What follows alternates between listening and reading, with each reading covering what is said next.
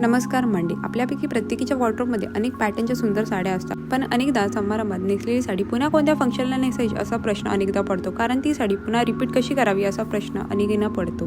महागड्या किंवा आवडत्या खास ठेवणीतली साड्या आपण अनेकदा खास प्रसंगीच नेसतो, पण त्या वारंवार रिपीट कराव्या लागल्या की कंटाळा येतो. एकच साडी पुन्हा नेसली तर कशी दिसेल असा प्रश्न प्रत्येकीच्या मनात येतो. पण काळजी करू नका, कारण काही स्मार्ट स्टायलिंग टिप्स वापरून आपण तीच साडी वारंवार नेसून या प्रत्येक वेळी वेगळा आणि नवीन लुक करता येऊ शकतो. साडी नेसून त्यावर सुंदर असा डिझायनर बेल्ट घातला की मॉडर्न आणि एथनिक लुक तयार होतो. बेल्टमुळे आपल्याला साडीत स्लिम लुक देखील मिळतो.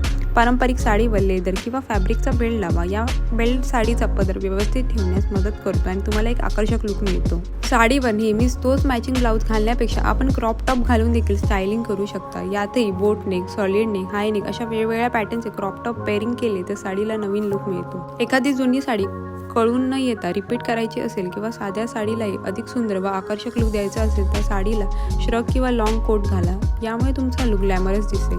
एकच साडी वेगळ्या पद्धतीने नेसायचा आपला लुक पूर्णपणे नवीन दिसतो.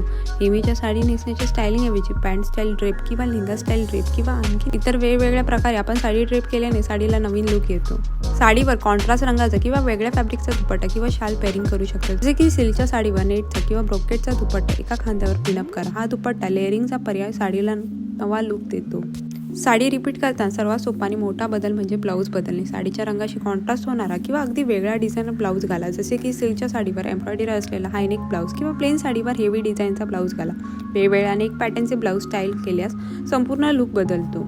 साडीवरील दागिने आणि ॲक्सेसरी बदलून आपण साडीला नवीन फील देऊ शकतो. एकदा साडीवर हेवी नेकलेस घातला असेल तर दुसऱ्यांदा फक्त स्टेटमेंट इयरिंग्स घाला. पारंपरिक दागिन्याऐवजी ऑक्सिडाइज किंवा वेस्टर्न दागिने वापरा. टॅग आणि शूजचा रंग किंवा प्रकार बदलूनही फरक पडतो. आजचा व्हिडिओ आवडला तर लाईक आणि चॅनलला सबस्क्राईब करायला विसरू नका. चला तर मग भेटेल नेक्स्ट व्हिडिओमध्ये. Till then bye.